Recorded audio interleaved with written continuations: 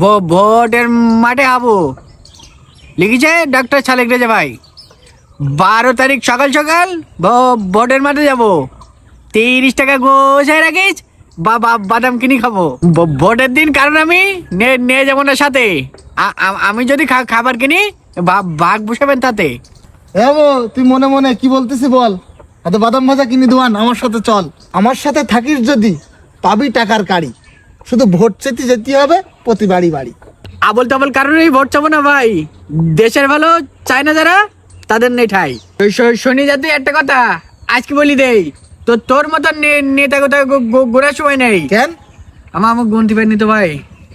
সারা দেশে চলছে এখন নির্বাচনের ঢেউ। নগদ টাকার এইরকম অফার মিস করে নাই কেউ। আমার কথা না শুনলি তুই করবি বলো ভুল, পরে বলো নিজে নিজে ছিড়বি মাথার চুল। হারাম টাকার গুলি মারি, টাকা আমার রই। হালাল টাকা গুছাই 30 টাকা হই। ভোটের আশায় কত নেতা টাকা পয়সা দেয়, ভোটের পরে গলায় পাতে উসুল করি নেয়। শুনতে পেলাম তোর বাড়ি নেই 5টা-6টা ভোট, প্রতি ভোটের জন্য পেয়ে যাবি 1000 টাকার নোট। আর এবার ভোটে আমরা যদি করতে পারি পাস, দেশের মানুষ শান্তি সুখী থাকবে 12 মাস। নতুন গল্প থাকে যদি সেই গল্প দে, এখন বলো ওইসব গল্প পুরনো হয়ে গে।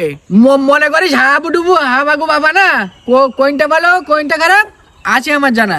আমার কথা বুঝলি নি তুই? একটা কথা শোন, আমার নেতার দয়ার শরীর, খুব সুন্দর মন।